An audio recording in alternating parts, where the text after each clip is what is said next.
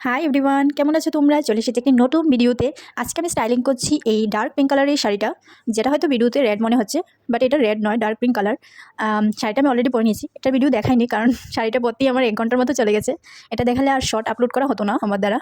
শাড়ি পরা একটা মহাযুদ্ধ, সবাই রিলেট করতে পারবে যারা শাড়ি পরতে পারে না, স্পেশালি এদের মধ্যে আমিও একজন। যাই হোক, শাড়িটা পরে নিয়েছি যে করেই হোক। এবার চলে আসা যাক মেকআপে। প্রথমে আমি এটাকে ভালোভাবে ব্লেন্ড করে নিয়েছি। এবার এই ফাউন্ডেশনটা, কনসিলার, ডার্ক সার্কেলগুলোকে হাইড করার জন্য এবং হাই পয়েন্টে ইউজ করেছি এটাকে খুব অল্প করে। এটাকেও খুব ভালোভাবে ব্লেন্ড করে নিয়েছি। এবার আমি আইশ্যাডো প্যালেট থেকে ব্লাশার ইউজ করছি। একটা ডার্ক পিঙ্ক কালারকে ব্লাশার হিসেবে ইউজ করেছি। এটাকেও খুব ভালোভাবে ব্লেন্ড করে নিয়েছি। এবার সেম আইশ্যাডো প্যালেট থেকে আমি একটা ডার্ক ব্রাউন কালারকে নিয়ে আমার নোজটাকে কন্ট্রোল করে নিয়েছি। এবার আই মেকআপ করব। সেম প্যালেট থেকে আমি একটা ডার্ক ব্রাউন কালারকেই হাইলাইটের কর্নারে ইউজ করেছি। এটাকে ভালোভাবে স্মাচ করে দিয়েছি। এর উপরে একটি ব্ল্যাক কালার আইশ্যাডো দিয়ে স্মাচ করে স্মোকি এফেক্ট তৈরি করেছি। তারপরে আমি আইলাইনার লাগিয়ে নিয়েছি।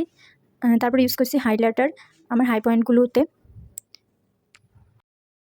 এবার আমি হোয়াইট কাজলকে আমার চোখে ইউজ করে নিয়েছি, চোখগুলোকে বড় দেখানোর জন্য। এবার ইউজ করব লিপস্টিক, যেটা আমি আমার ফেভারিট একটা লিপস্টিক, এটা শেষ হয়ে গেছে অলরেডি, তাই হাত দিয়ে ইউজ করে নিয়েছি। এর উপরে একটি ডার্ক ব্রাউন কালার লিপস্টিককে আমি লাইনার হিসাবে ইউজ করেছি। দেখো আমার লুকটা কমপ্লিট অলরেডি। এবার পরে নেব জুয়েলারি।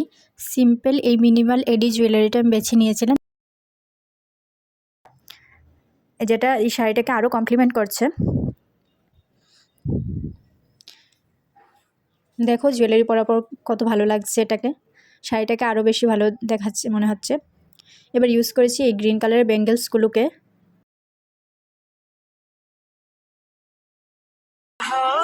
तो सारा जहां है तुम्हारा।